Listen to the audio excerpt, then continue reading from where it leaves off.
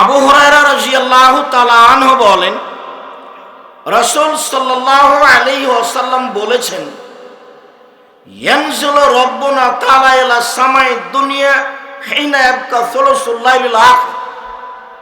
রাতের যখন 3 ভাগের 2 ভাগ পার হয়ে যায়, 1 ভাগ বাকি থাকে, তখন আল্লাহ তাআলা সপ্তম আকাশ থেকে প্রথম আকাশে নেমে আসেন। এটা তার প্রতিদিনের কাজ। বান্দা কি বলছেন এইটা শোনাও দেওয়ার জন্য তিনি সপ্তম আকাশ থেকে প্রথম আকাশে নেমে আসেন। নেমে এসে বলেন, মায়াদুনি, কে আমার কাছে চায়, ফাউতিয়াহু, যে যা চায় আমি তাকে তাই দিয়ে দেব। মায়াসালুনি ফাউতিয়াহু, কে আমার কাছে কিছু চাই আমি তাকে সেটা দিয়ে দিব। মায়াস্তাগফিরুনি ফাগফিরালাহু, কে আমার কাছে ক্ষমা ভিক্ষা চাই আমি তাকে ক্ষমা করে দিব। যে আমাকে ডাকে আমি তার ডাকে সাড়া দিব। যে আমার কাছে কিছু চাই, যা চাই আমি তাই দিয়ে দিব। কে আমার কাছে ক্ষমা ভিক্ষা চাই আমি তাকে ক্ষমা করে দিব। এইটা রাতের 3 ভাগের 2 ভাগ পার হওয়ার পরে।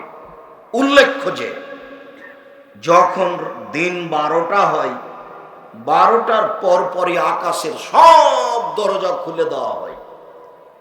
ওই সময়ে মানুষ 2 রাকাত 4 রাকাত সালাত আদায় করে যা চাইবে সেটাই দেওয়া হবে।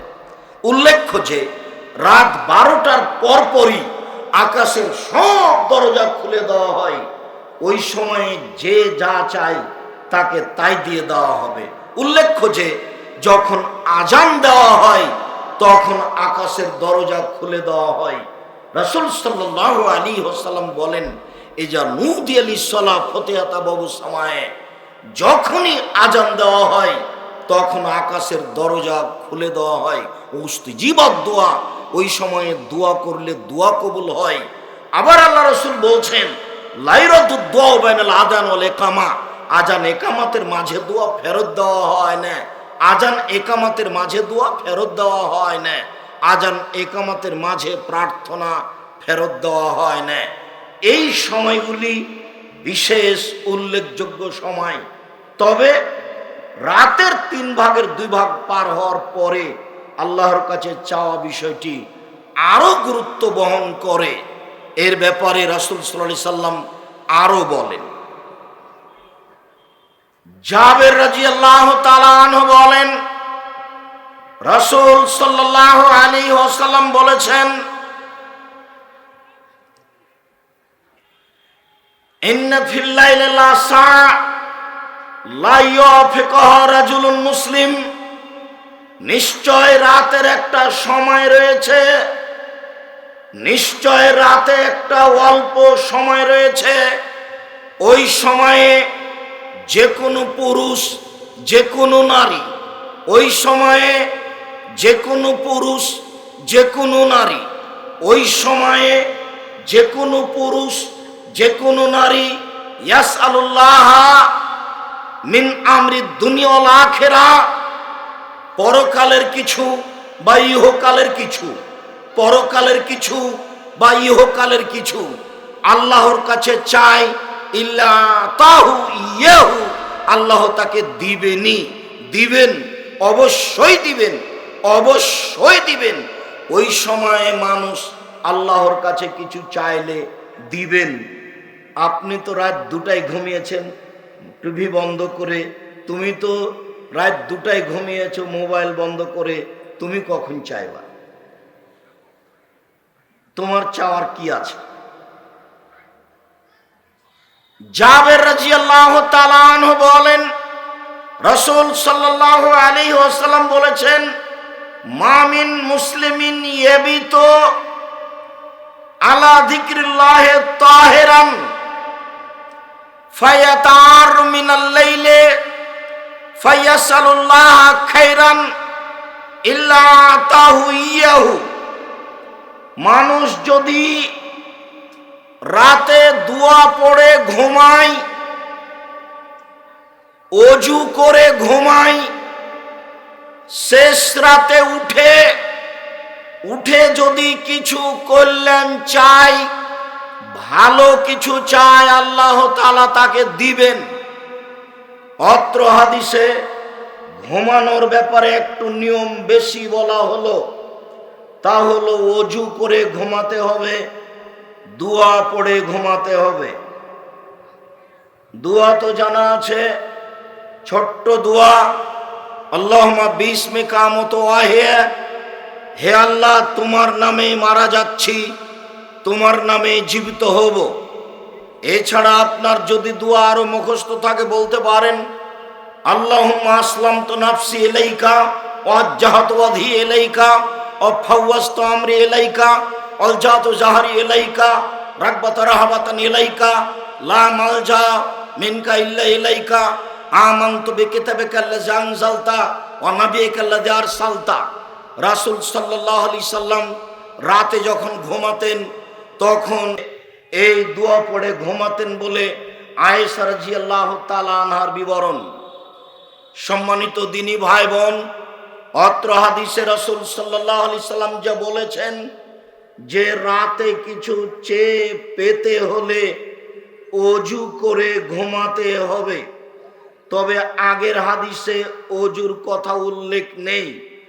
সব মিলে ভালো হয় ওযু করে রাতে ঘুমিয়ে ঘুম যখন ভাঙবে তখন রাতে উঠে আপনি আল্লাহর কাছে কিছু চাইবেন, যা চাইবেন সেটাই দেওয়া হবে, যা চাইবেন সেটাই দেওয়া হবে, যা চাইবেন সেটাই দেওয়া হবে। তবে হাদিসে এভাবে উল্লেখ হয়েছে, সামিয়া রাসূলুল্লাহ সাল্লাল্লাহু আলাইহি সাল্লাম রাজুলান, এই বাচ্চা, ওই যে ছেলেটা তো কথা বুঝতে পারবে না, ওকে আপনি পাশে কিছুক্ষণ আটকিয়ে রাখেন, ও তো সামনে দিয়ে হাঁটলে আর একজন কথা ধরতে পারবে না। আর যদি আমরা এখন কমিটির কাছে দাবি জানাই যে আমাদের ভালোভাবে বসার ব্যবস্থা করে দেন, তারা এখন করতেও পারবে না। মানে কমিটির প্রস্তুতির তুলনায় আমাদের উপস্থিতি অনেক বেশি। তো এখন তো আর দাবি আমাদের গ্রহণ হবে না, তাহলে আমরাই কষ্ট করি, আমরা কিছুক্ষণ কষ্ট করে শোনার একটু চেষ্টা করি, সফল হবে। উপস্থিত দিনী মুসলিম বোন, কথা একটু বন্ধ করেন। ঢং ঢং করে এসেছেন গল্প করতে করতে, আবার গল্প করতে করতে ঢং ঢং করে চলে যাবেন। একটু ইতস্তবোধ নেই, একটু লজ্জাবোধ নেই? আপনি তো কিছু শোনার জন্য এসেছেন, আমি আপনাকে কষ্ট দিতে আসিনি। তা আপনার স্বভাবটা কেন এমন? এমন কেন হবে? আর একজন যদি আপনার গায়ের উপর দিয়ে উঠে চলে যায় তবে আপনি মুখ খুলবেন না, চুপচাপ থাকেন, মুখখান বন্ধ করেন, তাহলে কিছু উপকার হবে। শোনেন, আপনার জন্য জান্নাত সহজ, যদিও জাহান্নাম বলতে নারী, নারী আর নারী, এরপরে আপনার জন্য জান্নাত সহজ। রাসূল সাল্লাল্লাহু আলাইহি ওয়াসাল্লাম বলেন, মহিলারা যদি 4টা কাজ করতে পারে তাহলে জান্নাতের সব দরজা খোলা। এরকম সুযোগ পুরুষের জন্য নেই। রাসূল সাল্লাল্লাহু আলাইহি সাল্লাম বলেন, মহিলারা যদি 4টা কাজ করতে পারে জান্নাতের সব দরজা খোলা, যে কোনো দরজা দিয়ে ঢুকতে পারে। এরকম সুযোগ পুরুষের নেই। 1, সালাত খামসাহা, 5 ওয়াক্ত সালাত আদায় করলো। 2, সমাত শাহরাহা, রমজান মাসের সিয়াম পালন করলো। 3, আতাদ বালাহা, স্বামীকে মেনে চললো। 4, আহসানাত ফারজাহা, জেনায় লিপ্ত হলো না। এই 4টা কাজ যদি আপনি করতে পারেন জান্নাতের সব দরজা খোলা। আব্দুর রাজাক সাহেব, বুঝলাম, আগের 2টা করতে পারি, 5 ওয়াক্ত সালাত আদায় করি, সিয়ামও পালন করি, বাকিগুলো তো কঠিন হয়। আপনি এই 2টা চালু করেন নিয়মিত, বাকিটা ঠিক হয়ে যাবে। আপনার স্বামীর মুখের ভাষা খারাপ, এ কথাই ঠিক। আপনার স্বামী আপনাকে মারে, এ কথাই ঠিক। আপনার স্বামী আপনাকে গালি দেয়, এ কথাই ঠিক। এরপরেও আমরা আপনার দিনী ভাই হিসেবে অনুরোধ করছি, পরামর্শ দিচ্ছি যে আপনি ওই স্বামীকেই মেনে চলেন। তিতা লাগলেও মিঠা লাগলেও দিন দিন কথা বলেন না, সপ্তাহ যাবৎ কথা বলেন না, মাস মাস কথা বলেন না, খানা পানি বেটির হাত দিয়ে দিয়ে পাঠান, খানা পানি বৌমার হাত দিয়ে দিয়ে পাঠান, আর আপনি 5 ওয়াক্ত সালাত আদায় করেন। এভাবে আপনি জান্নাত কিনতে পারবেন? ঝুলন্ত অবস্থায় জান্নাত কিনা যাবে না, এবাদতই কবুল হবে না। আপনি তাকে মেনে নেন, তিতা লাগলেও মিঠা লাগলেও। যদি আপনি বুঝেন যে তার মুখের ভাষা এমন, তার স্বভাব চালচলন এমন যে তাকে আমি মেনে নিতে পারি না, তাহলে আপনি খোলা তালাক করে নেন, তার সাথে সম্পর্ক বিচ্ছিন্ন করেন। ওও বাঁচুক, আপনিও বাঁচেন। কিন্তু আপনি মাঝামাঝি থেকে গেলেন, কথাও বলেন না, কাজও করেন না, 1 গিলাস পানি চাইলে ঠেক্কস করে সামনে দিয়ে ছড়ে চলে আসেন, এটা তো ঠিক নয়। আর আমি আপনাদেরকে বলি সব সময় যে স্ত্রীর সাথে এত খারাপ ব্যবহার করেন কেন? কেন গালি দিবেন? কেন তার নিন্দা করেন? কেন তার বিষয়ে সব সময় একবারে রিড়ি করে উঠেন? দুনিয়াতে ওর চেয়ে দামি কোনো বস্তু নেই। শান্তি ওখানে, তৃপ্তি ওখানে, ভালোবাসা ওখানে। কোটি টাকা দিয়ে শান্তি পাওয়া যায় না। 20 তলা বাড়ি করে বিছানা মখমাল দিয়ে সাজিয়ে শান্তি পাওয়া যায় না। শান্তি ওখানে আছে। রাসূল সাল্লাল্লাহু আলাইহি সাল্লাম বলছেন, আরবাউন লিসাদা, 4টা জিনিস আছে যার সুখময় জীবন তার। 4টা জিনিস আছে যার সুখময় জীবন তার। 4টা জিনিস আছে যার সুখময় জীবন তার। 1, আল মারাতু সলেহা, ভালো বউ, ভালো স্ত্রী। 2, আল জারুস সলেহ, ভালো প্রতিবেশী। 3, আল মারকাবুল হানি, একটা ভালো গাড়ি, সাইকেল, চেন পড়ে না। 4, আল বাইতুল ওয়াসে, প্রশস্ত ঘর, যে ঘরটাতে মেহমান বসে, যেখানে মেহমানকে খেতে দেওয়া লাগে, অন্তত সেটা বড় হতে হবে। 4টা জিনিস আছে যার সুখময় জীবন তার। 4টা জিনিস আছে যার সুখময় জীবন তার। 4টা জিনিস নেই যার ধ্বংস জীবন তার। 4টা জিনিস নেই যার ধ্বংস জীবন তার। 4টা জিনিস নেই যার ধ্বংস জীবন তার। আর বন্দি সাক্ষ্য, এটা আবার আল্লাহ রাসূল উল্টে ধরেছেন যে যার প্রতিবেশী ভালো নয়, জীবন ধ্বংস তার। বউ যার ভালো নয়, জীবন ধ্বংস তার। গাড়িটা যার ভালো নয়, জীবন ধ্বংস তার। প্রশস্ত যার ঘর নয়, জীবন ধ্বংস তার। তার মানে সে শান্তি তৃপ্তিতে বসবাস করতে পারবে না। তাহলে শান্তি তৃপ্তির বস্তু হিসাবে রাসূল সাল্লাল্লাহু আলাইহি সাল্লাম স্ত্রীকে উল্লেখ করলেন। আর আল্লাহ তাআলা বলছেন যে আমি তোমাদের স্ত্রীদেরকে সৃষ্টি করেছি তোমাদের শান্তি তৃপ্তির জন্য। তো যেখানে শান্তি আছে, যেখানে তৃপ্তি আছে, সেখানে আবার গালি হয় কি করে? সেখানে আবার মারা হয় কি করে? দিয়েড়ে বসবাস করলে কি বউকে এভাবে মারতে হবে, এভাবে গালি দিতে হবে? দিনরাত বাড়িতে কাজ করে দিচ্ছে, গোবর তুলে ওই নুন্দা গড়িয়ে দিচ্ছে, ভাত রান্না করে দিচ্ছে, আবার পোয়াল শুকিয়ে দিচ্ছে, যার জন্য মনে করছেন যে বউ মনে হয় এরকমই করে। জি না, একটু 19-20 হলে আবার মুখখান খারাপ হয়ে যায়। আজ থেকে আর কোনোদিন মুখ খারাপ করবেন না, গালি দিবেন না, আপনার জন্য এসেছি। যদি আজ থেকে বউকে গালি দেন, বুঝবেন যে আমার স্বভাবই খারাপ, আমি মানুষই নয়, আমি পশু প্রাণীর মতো হয়ে গেছি। কেন আপনি গালি দিবেন আপনার বউকে? ও আর এক বাড়ি থেকে এসেছে। গালি দেওয়া কোন স্বভাব? যদি চাঁপাই নবাবগঞ্জের মানুষ শ্বশুরের কাছে যৌতুক নেয় অন্যান্য ডিস্ট্রিক্টে, রংপুর, লালমনিরহাট, নীলফামারী, কুড়িগ্রাম, পঞ্চগড়, ঠাকুরগাঁ, গাইবান্ধা, জয়পুরহাট, বগুড়া, এইসব ডিস্ট্রিক্টে নেয়। চাঁপাই নবাবগঞ্জের মানুষ শ্বশুরের কাছে যৌতুক নেয়।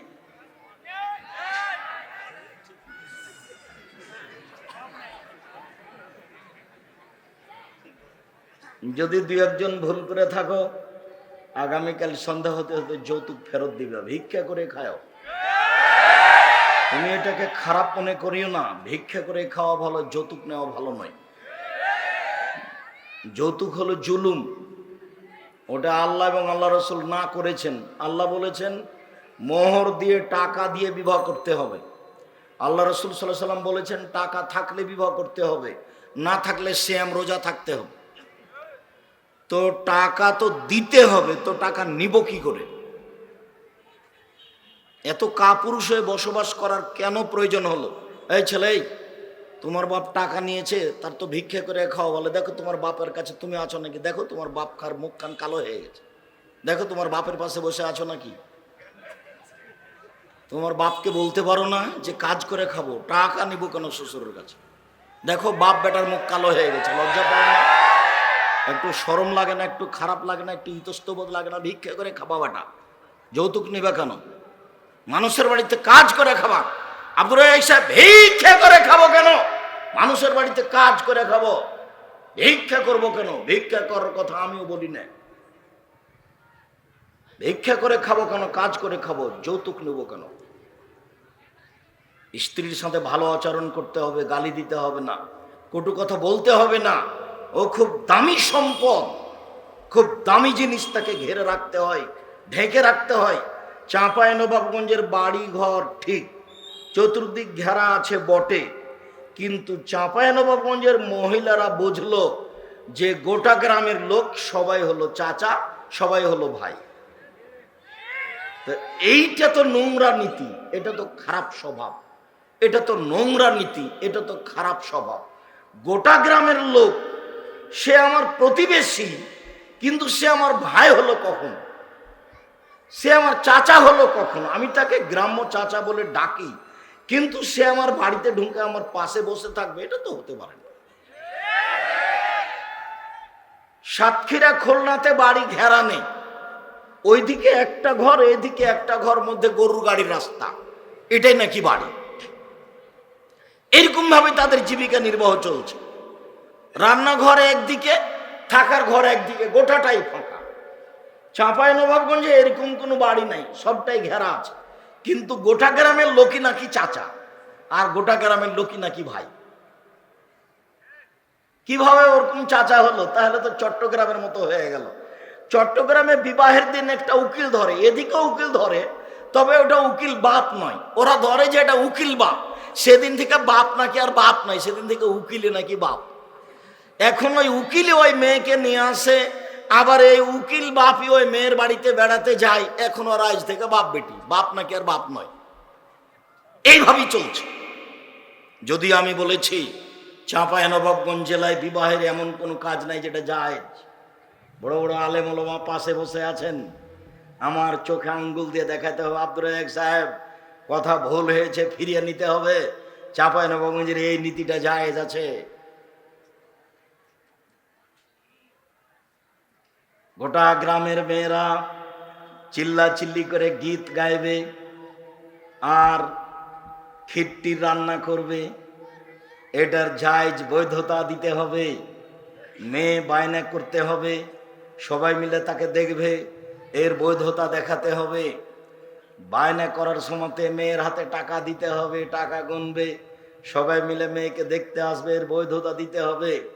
গোটা গ্রামের লোক তার মুখে ক্ষীর তুলে দিতে হবে। কি বউ নাকি? মুখে, বউয়ের মুখে ক্ষীর তুলে দিতে হয়, সাদকা সমান নাকি হয়। গোটা গ্রামের লোক মুখে ক্ষীর তুলে দিবে, এর বৈধতা দিতে হবে। এতগুলি মানুষ ডুলি বিবি সহ বিবাহতে যেতে হবে, তার বৈধতা দিতে হবে। ওখানে বসেছি, তার মাঝা খরচ দিতে হবে। ওখানে পান বেঁধে যেতে হবে, এর বৈধতা দিতে হবে। বিবাহ পড়ানোর সময় মেয়ের কাছে যেতে হবে, তার বৈধতা দিতে হবে। বিবাহ পড়ানো হলে বর কনেকে এক জায়গাতে বসিয়ে হাজারো লক্ষ মানুষের সামনে গলায় মালা দিতে হবে, এর বৈধতা দিতে হবে। পরের দিন ক্ষীরকাঁচি বরহন্তা হতে হবে, ডবল, ছেলের পক্ষ থেকে, মেয়ের পক্ষ থেকে অর্ধেক জুলুম। এই নোংরা বর্বর জঘন্য অসভ্য নীতির বৈধতা দিতে হবে, অন্যথায় আজকে পেশাব করে উঠাতে হবে। এই নীতিতে পেশাব করে দিলাম। রাসূল সাল্লাল্লাহু আলাইহি সাল্লামের পদ্ধতিতেই ফিরে পাবো যে কোনো মূল্যে। আমার জানা অনুপাতে আমি আপনার বাড়ির পাশের মানুষ, এই গ্রামেই দেবীনগরে জন্ম নিয়ে বড় হয়েছি, আমার চোখে ধুলা দেওয়ার মতো কোনো সুযোগ নেই। আর শরীয়ত আমি তদন্ত করি, আমার চেয়ে আপনি সতেজ ব্রেনের, এ কথা ঠিক। তবে দিন রাত ফতোয়া লিখা আমার কাজ, এ কথাও ঠিক। আমি দিন রাত কলমে ফতোয়া লিখি, ঠিক বেঠিক আমি দেখি। আপনি সতেজ ব্রেনের মানুষ, এ কথাও ঠিক। আর আমি দিন রাত ফতোয়া লিখি, দেখি, এ কথাও ঠিক। সম্মানিত দিনী ভাই বোন, বলছিলাম মহিলারা যদি 4টা কাজ করতে পারে, জান্নাতের সব দরজা খোলা। 3 নম্বর কোথায় এসে আটকেছিলাম? আব্দুর রাজ্জাক সাহেব 5 ওয়াক্ত সালাত আমরা আদায় করি, রমজান মাসে সিয়াম পালন করি, তবে স্বামীকে মেনে চলতে পারি না। স্বামী গালি দেয়, মুখ খারাপ। আপনাকে অনুরোধ জানাচ্ছি, আজ থেকে গালি দিয়েন না। আর আপনি দিনী বোন, আপনাকে আমি অনুরোধ জানাচ্ছি, স্বামীকে মেনে নেন। তিতে লাগলেও মিঠা লাগলেও, গালি দিলেও মারলেও মুখখান বন্ধ রাখেন, সংসার সুখী হবে। প্রতিবাদ করলে সংসার দুর্বল হবে। যদি তালাক হয়ে যায়, আর এক জায়গাতে বিবাহ হয়, তাহলে সে সংসার ভালো নাও হতে পারে, তখন আরো সমস্যা নেমে আসবে। আব্দুর রাজ্জাক সাহেব, 4 নম্বর কথাটা জেনায় লিপ্ত না হওয়া। তাহলে তো আমার জেনা একবার ঘটে গেছে, এখন কি করা যায়? এর জন্য আপনি চিন্তা করবেন না, তওবা করেন, কান্নাকাটি করেন। আল্লাহ তাআলা বলেন, ওয়ানাহা নাফসা আনিল হাওয়া ফাইনাল জান্নাত হিয়াল মাওয়া। পৃথিবীর মানুষ শুনে রাখো, তোমরা যদি অশ্লীল কাজকে বন্ধ করতে পারো, পৃথিবীর পুরুষ নারী শুনে রাখো, তোমরা যদি অশ্লীল কাজকে বন্ধ করতে পারো, আমি আল্লাহ তোমাদেরকে জান্নাতুল মাওয়া দিয়ে দিলাম। আপনি এই কাজ বন্ধ করেন। এই ছেলে, তুমি এই মোবাইলে ল্যাংটা মেয়ে দেখা বন্ধ করো, জেনা দেখা বন্ধ করো, আল্লাহ তোমার জন্য জান্নাতুল মাওয়ার ব্যবস্থা করে রেখেছে। কোন মেয়ে জেনার প্রস্তাব দিলে তুমি বলো আমি আল্লাহকে ভয় করি, তাহলে বিচারের মাঠে তোমার জন্য একটা বিশেষ ছায়া থাকবে। এ কথা আমি বলিনি, এ কথা মুহাম্মদ সাল্লাল্লাহু আলাইহি ওয়াসাল্লাম বলেছেন, হাদিস বুখারী মুসলিম। সম্মানিত দিনী বোন, আপনাকে এখানে আরেকটা কথা বলে রাখছি, শুনুন। আপনার জন্য জাহান্নাম, এ কথা ঠিক, তবে জান্নাত এ কথাও ঠিক।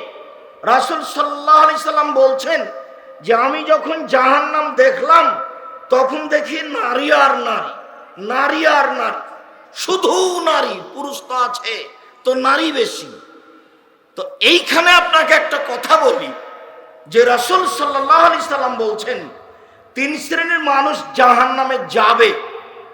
3 শ্রেণীর মানুষ জাহান্নামে যাবে। 1, মদমিনুল খামর, যারা নিয়মিত বিড়ি, তামাক, জর্দা, সিগারেট, গুল, নেশাদার দ্রব্য খায়, পান করে, তারা জাহান্নামে যাবে। আজ থেকে আর সিগারেট মুখে উঠাবা না তুমি।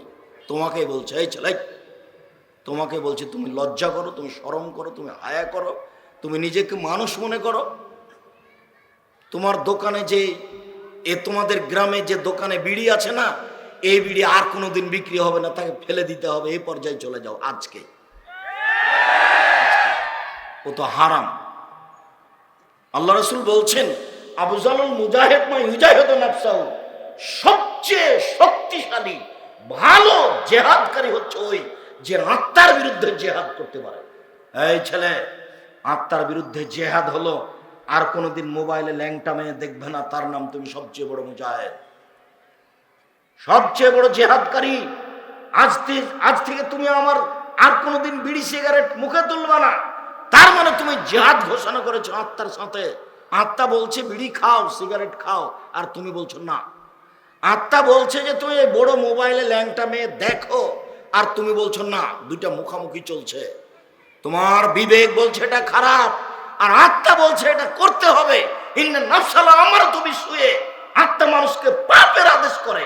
আত্মার কাজই তাই, মনের কাজই তাই। মন বড় খারাপ, মন মানুষকে বিপদে টেনে নিয়ে যায়।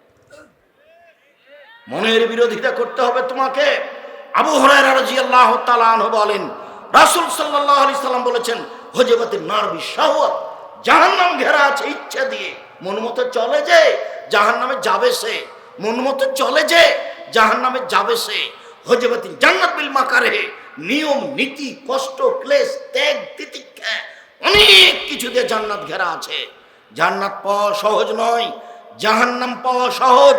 দোকানে বসে আড্ডা পিটে যে মন মতো চলে সে, মানুষের বদনাম করে যে মন মতো চলে সে, সুদ ঘুষ খায় যে মন মতো চলে সে, দাড়ি চাঁচে যে মন মতো চলে সে, টাকনো নিচে প্যান্ট পরে যে মন মতো চলে সে, ঝগড়া বিবাদ করে যে মন মতো চলে সে, জোর করে জমি দখল করে যে মন মতো চলে সে, সুদ ঘুষ খায় যে মন মতো চলে সে, নগ্ন পোশাক পরে যে মন মতো চলে সে, মন মতো চলে যে জাহান্নামে যাবে সে। এ কথা মুহাম্মদ সাল্লাল্লাহু আলাইহি সাল্লাম বলেন, হুজিবাতিন নার বিশাওয়াত, মনের ইচ্ছা দ্বারা জাহান্নামকে ঘেরা আছে। মন মতো চলাই হচ্ছে বিপজ্জনক ব্যাপার। ত্যাগ তিতিক্ষা করে বেঁচে থাকতে হবে, আত্মার সাথে জিহাদ করে বেঁচে থাকতে হবে, তাহলে জান্নাত প্রতীক্ষমান রয়েছে, যা মুহাম্মদ সাল্লাল্লাহু আলাইহি সাল্লাম বলেন। সম্মানিত দিনী বোন, আপনার সাথে একটা জরুরি কথা আছে, তারপরে ফিরে আসছে। এদিকে দেখুন, আবু হুরায়রা রাদিয়াল্লাহু তাআলা আনহু বলেন, রাসূল সাল্লাল্লাহু আলাইহি ওয়াসাল্লাম বলেছেন, সিনফান মিন আহলিন নার লাম আরাহুমা, দুই শ্রেণীর মানুষ আছে ওরা জাহান্নামে যাবে, আমি তাদের দেখিনি।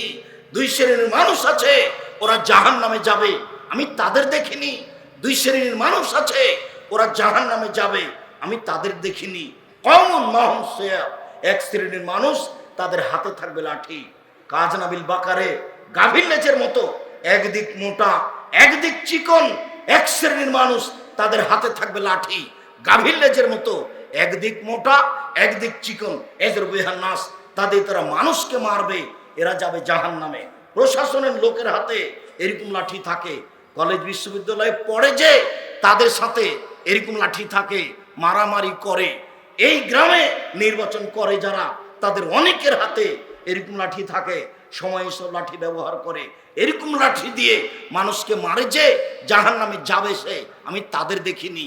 দুই, নিসাউন, মহিলা, কাশিয়াতুন, কাপড় পরে থাকে, আরিয়াতুন, উলঙ্গ, মমিলাতুন, তারা পুরুষকে নিজের দিকে আকৃষ্ট করে, মায়লাতুন, তারা নিজেরা আকৃষ্ট হয়, লায়াদখুলুল জান্নাহ, এরা জান্নাতে যাবে না, জান্নাতে তো যাবে না, যাবে না।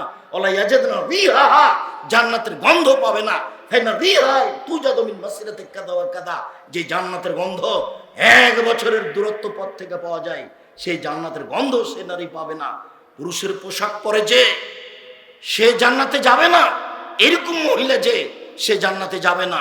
সম্মানিত দিনী ভাই, সম্মানিত দিনী বোন, আপনার পোশাক আপনি নিজেই দেখুন। আমি কোনোদিন বলিনি শাড়ি পরা নিষেধ, এই কথা আমি কোনোদিন বলিনি। আমি বলেছি সালোয়ার কামিজ মেক্সি চাদর পরা ভালো। শাড়ি যদি পরেন তাহলে 2 ছাড়ের ব্লাউজ পরতে হবে, যার হাত হবে কবজি পর্যন্ত, নিচের দিক কোমরের নিচে চলে যাবে। আমি এই পরামর্শ দিয়েছি। শাড়ি পরে আপনি রিক্সায়, ভ্যান, অটোতে উঠলে আপনাকে পামুজা পরতে হবে, নইলে পা যখন উঠাবেন তখন হাঁটু পর্যন্ত দেখা যাবে। তা আপনার তো শরীর খোলায় আছে, ছোট ব্লাউজ পরে থাকেন, দেবর দেখে, ভাসুর দেখে। এই গ্রামে সবাই মিলে বসবাস করছেন এক বাড়িতে, 3-4 যাও মিলে, এটা বসবাস করা কেমন? এটা দিয়ে কিভাবে আপনি মনে করতে পারেন যে আমি একজন পরহেজগার মানুষ, আমার জন্য জান্নাত অপেক্ষা করছে? সিদ্ধান্ত পরিবর্তন করুন। আপনি আমার দিনী বোন, সিদ্ধান্ত পরিবর্তন করুন। আপনি আমার দিনী ভাই। 3 শ্রেণীর মানুষ জাহান্নামে যাবে। 1, মদমিনুল খামর, যারা নিয়মিত বিড়ি, তামাক, জর্দা, সিগারেট, গুল, নেশাদার দ্রব্য খায়, পান করে।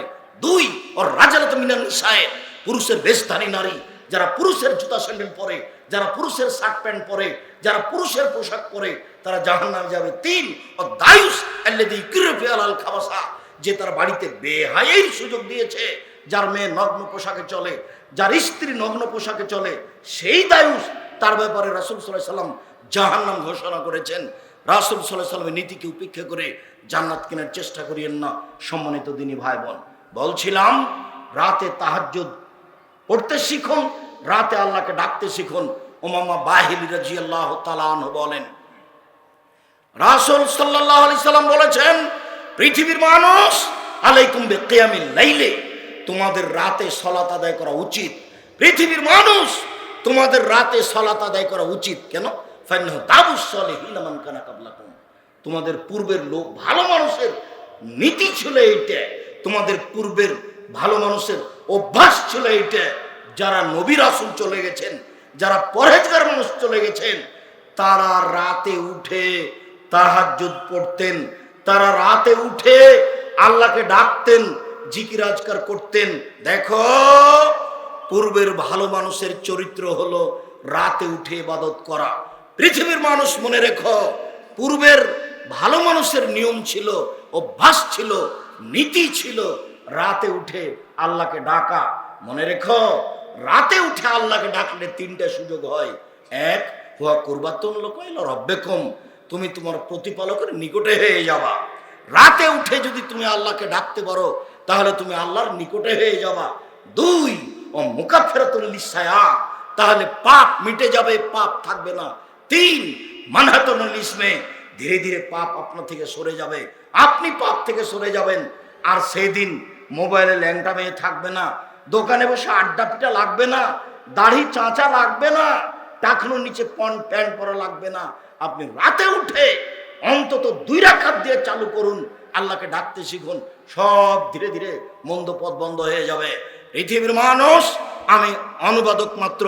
যারা আপনারা সামনে আছেন, দেশ বিদেশে যারা লাইফে মিডিয়া আছেন, সমস্ত দিনী ভাই বোনকে বলছি, যারা আপনারা আমাদের সাথে আছেন, তাদেরকে আমরা অনুরোধ জানাচ্ছি, আপনারা রাতে উঠে আল্লাহকে কিছু বলতে শিখুন। তিনটে সুবিধা হবে: এক, আপনি আল্লাহর নিকটে হয়ে যাবেন; দুই, আপনার পাপ মিটে যাবে; তিন, আপনি পাপ থেকে দূরে সরে যাবেন। এ কথা আমি বলিনি, এ কথা মুহাম্মদ সাল্লাল্লাহু আলাইহি ওয়াসাল্লাম।